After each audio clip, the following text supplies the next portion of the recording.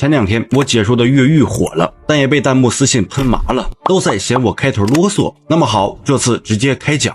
上期咱们说到，麦克为了带蹲监狱的哥哥一起越狱，故意抢银行，把自己也送进监狱，然后准备利用自己的超高智商把哥哥从监狱里救出去。可计划刚有了一点进展，他就被监狱里的黑老大约翰剪掉了一根脚趾。可即便疼得满头大汗，浑身抽搐，他也没有告诉约翰那个证人的地址，因为这是他拉动约翰怒火的唯一筹码。而就在约翰准备再剪他一根脚趾时，狱警听到动静赶了过来，及时把麦克送到了医务室。医生萨拉看着这么严重的伤口，不停地询问麦克是谁干的，只要说出来，他一定会让典狱长严惩凶手。但麦克只是摇了摇头，他不是不想说，而是不能说。一旦和约翰撕破脸，不仅越狱计划彻底泡汤，他和哥哥林肯的命也保不住。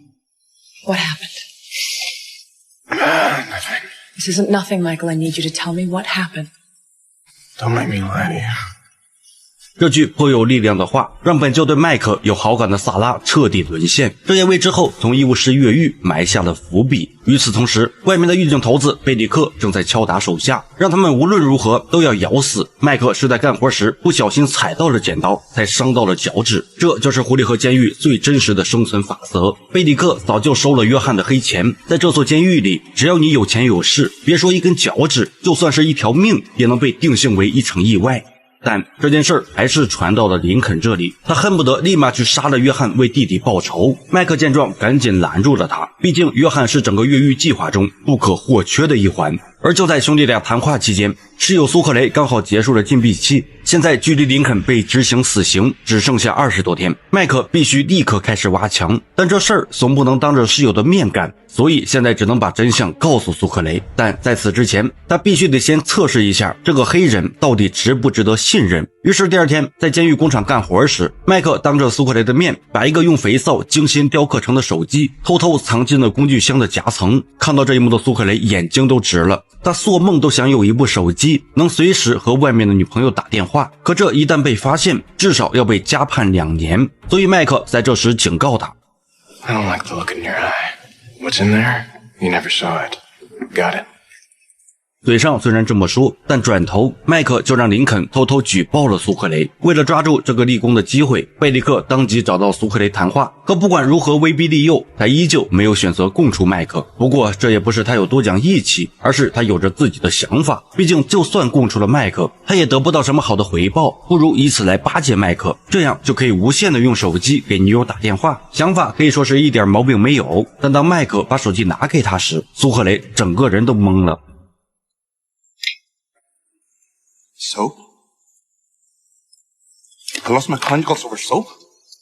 You may have lost your conjugals, but I can do you one better. I can get you to her. Mighty Cruz. You can give me to Mighty Cruz. That's right. Yeah? And how are you gonna do that? We're breaking out of here.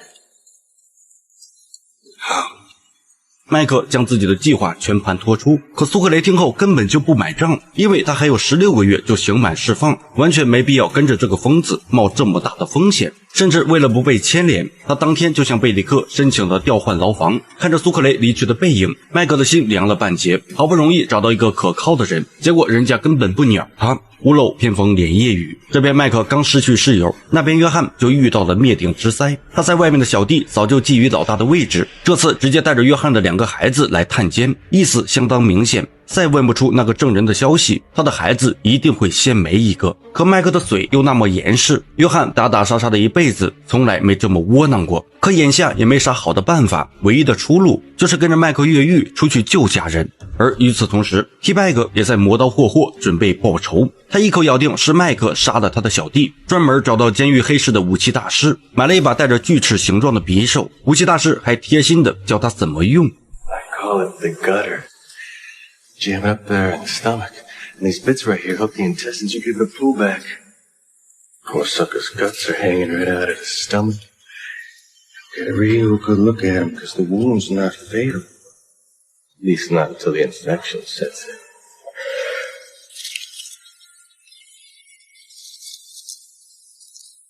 No one's sick but me. You know that. Thank you.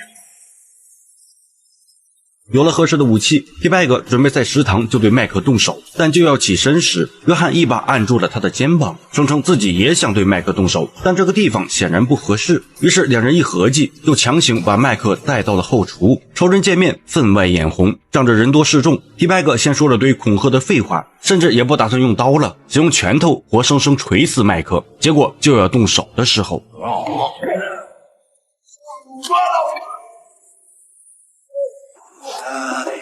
，Talking too much. You and I need to have a conversation. What happened in there was my way of saying, I know I've been going about this whole thing the wrong way. You got a man down! Trying to make amends here. We need some help in here! Bygones with bygones. You're a mercurial man, John. I prefer bold. 话都说到了这份上，麦克自然全都明白了，而这也正是他想要的。至此，狐狸和越狱天团第一位核心成员正式就位。这里没有什么所谓的兄弟情，只有赤裸裸的利益交换，两个人各取所需，这才是监狱里最牢固的关系。可本以为一切终于走上正轨，就在麦克拧开马桶上的螺丝准备挖墙时，贝里克突然打开了牢门。原来他给麦克安排了一个新室友，而且还是特意从精神病区挑来的极品。这家伙叫海威尔，瘦得像根竹竿，眼神空洞的吓人，一副不太聪明的样子。这样的人明显派不上任何用场，越狱计划不可能告诉他，所以麦克只能等他睡着之后再开始挖墙。可万万没想到的是，他的动作即便再小心，还是被海威尔发现了。 What's your problem? I got a neuroanatomic lesion affecting my reticular activating system. What does that mean? It means I don't sleep at all.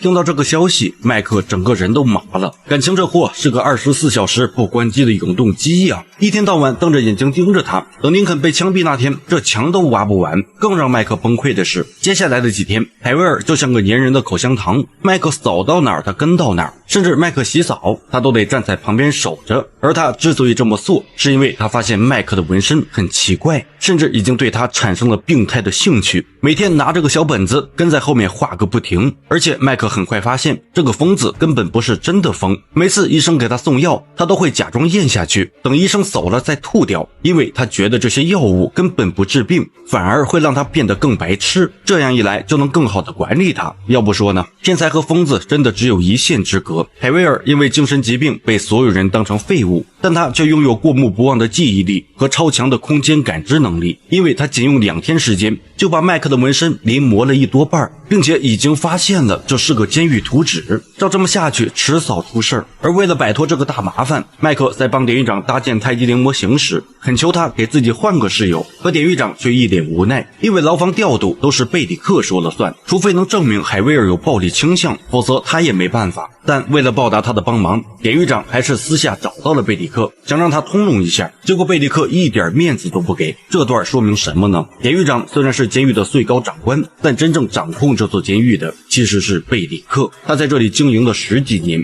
根基深到连典狱长都不敢轻易得罪他。而既然换不了室友，麦克只能先推进计划的其他部分。他手臂上纹的这串字母是2种化学物质的代号，为了搞到这2样东西，他先是用1条香烟贿赂了仓库管理员，进去偷了一瓶强砖清洗剂，里面含有磷酸，然后又找到约翰，让他帮忙搞一瓶除草剂，里面还有硫酸铜。很快约翰就把东西给了他，还顺便递过来一把刀，这是解决那个神经病最简单的办法，但麦克拒绝了，因为他不想滥杀无辜。回到牢房，麦克把牙膏全部挤到了马桶里，然后把那2种液体分别装进了牙膏袋里，只要把它们混合在一起，就能制成腐蚀性极强的硫酸，用来腐蚀医务室下水道里的金属弯头。这是越狱计划里最关键的一步，毕竟只有把这个弯头腐蚀掉，才能顺着管道进入医务室。可就在麦克倒完一次之后，从医务室离开的时候，又在半路被贝里克拦了下来。原来贝里克早就因为麦克找典狱长换室友怀恨在心，于是表面关心麦克断指的情况，背地却一脚踩在了他伤口上。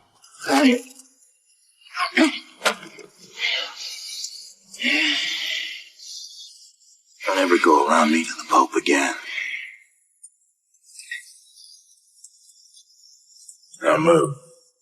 面对这样的霸凌，麦克一声都没吭，因为他知道只要他一求饶，贝里克就会变本加厉。而与此同时的监狱外，为林肯翻案的希望也变得越来越渺茫。林肯的前女友兼律师妮卡一直在帮林肯寻找被陷害的证据，可一番走访调查之后，发现所有和这个案子有关的人要么失踪，要么死亡。很明显，这背后的力量不容小觑。林肯的冤案似乎已经成了铁案，所以现在能救他的方式还得越狱。可监狱里的麦克并不顺利，只能趁着海威尔不在牢房的时候，才敢偷偷挖上那么几下。而就在他快要绝望的时候，事情突然出现了转机。这天，苏克雷主动找到了他。曾经那个阳光开朗的小伙子，现在是满脸愁容。原来他的女朋友出了很大的问题，这些天一直不接电话，就算接了也相当冷漠。最后被问的实在没办法了，只好向苏克雷摊牌。是的，他已经和别的男人在一起了，并且这个男人还是苏克雷最好的兄弟。所以现在16个月的刑期对苏克雷来说不再是希望，而是无尽的折磨。他必须得提前出去夺回自己的女人，于是便疯狂地向麦克道歉加恳求。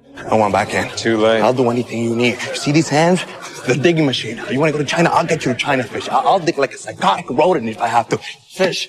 I gotta be back in. As of right now, there is no in. Van Gogh over there is my new cellmate. But you're gonna do something about it, right? You're gonna get rid of him. I'll do what's necessary. You're my boy. 是的，麦克其实已经想到了办法。他在牢房里假装和海威尔吵架，然后又故意对着牢房的铁门将自己的脑袋狠狠撞了上去，并且还一连来了2下。接着他就捂着流血的额头疯狂地呼喊狱警。等狱警赶到之后，懵逼的海威尔更懵了，因为他什么都没做就被狱警喷了一脸的辣椒水，接着就被带走，重新送回了精神病区。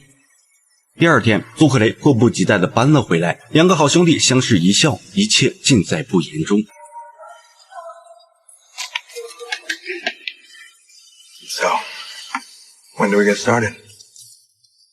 当天晚上，越狱2人组正式开工，苏克雷负责望风，麦克负责挖墙，进度一下子快了好几倍。而现在只要用力来上一脚就能打通，可踹墙的声音太大，肯定会被狱警发现。苏克雷眼珠一转，想到了一个绝妙的主意。他站在牢房门口，扯开嗓子唱起了家乡的民谣。那歌声怎么说呢，简直是魔音贯耳。整个监狱的囚犯都被吵得睡不着觉，纷纷拍着铁门破口大骂，监狱里瞬间乱作一团。麦克则趁机卯足力气，一脚踹在了墙上。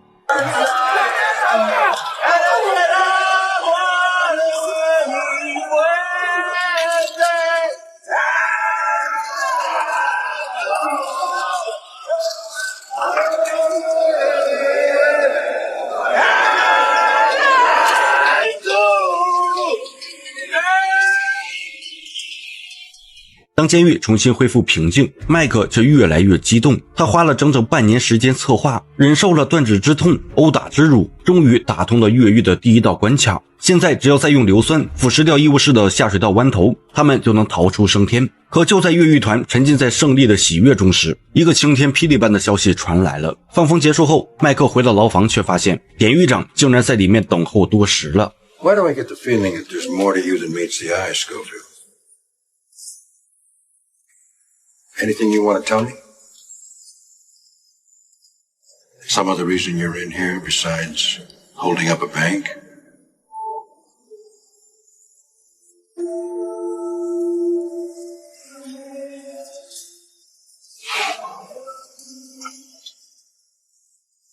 You're being transferred.